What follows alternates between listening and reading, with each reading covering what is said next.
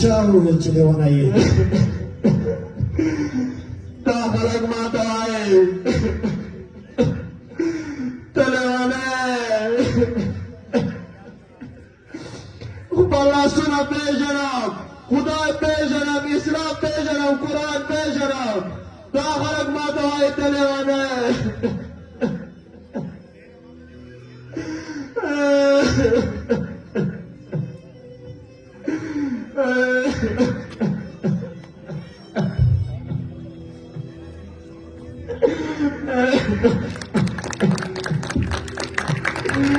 زه لیونی نه یم زه بې وخت لیونی کړم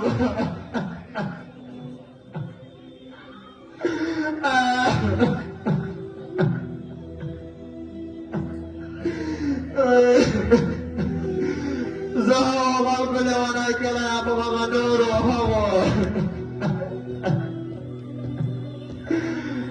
تاسو ټول لیوني یئ چې تاسو ماته لیونی وایئ تاسو پوهېږئ زه څه شي لیونی کړی یم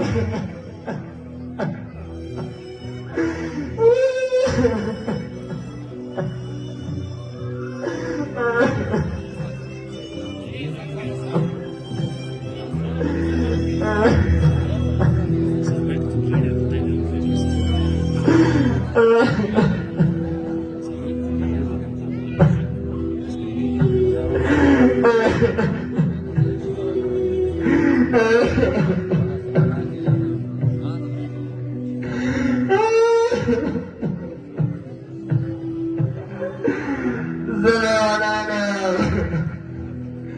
زه دې وخت لیونی کړی یم زه دې خلکو لیونی کړی یم تاسو پوهېږئ زه څه شي لیونی کړی یم چا لیونی کړی یې ته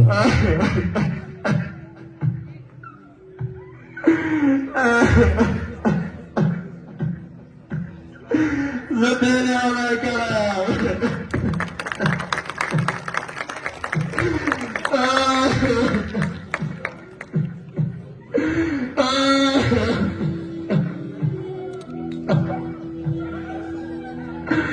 زه دې لیونی کړی یم زموږ افغانان زنه یې وژل ځوانان یې ووژل مشران یې ووژل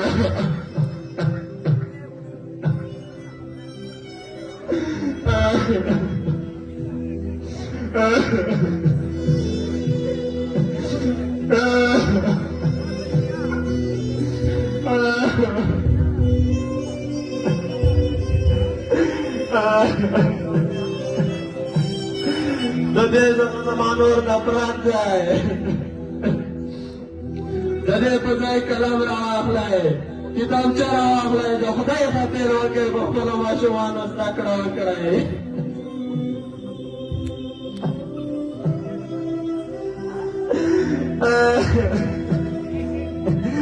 د دې څخه زما نور نفرت دی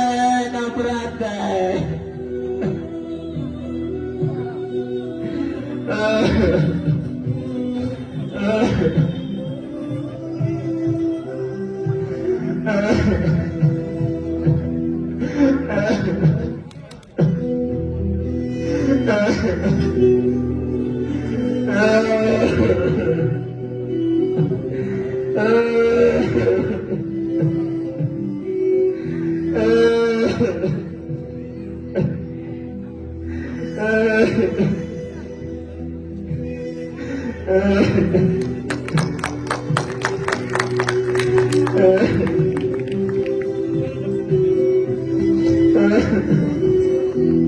ولې ځوانه ولې جانانه روغ سړی یې ماشاءالله ښه ځواني لرې ښه قد لرې ژاړه نو بس سره ولاړ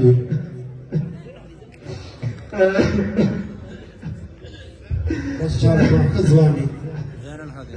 ژاړه بس ښه ځواني ماشاءالله خپل افغانانو په خپله ووژل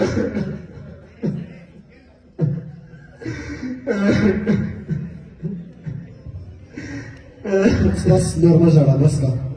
بس که ګریوان وتړله د ګریوان تړۍ دې ټول دې تړله ښه ځوان یې ماشاءالله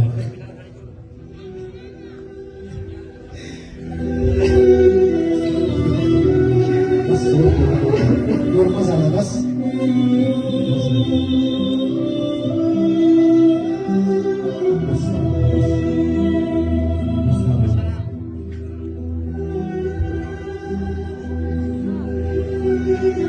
بسم الله الرحمن الرحیم.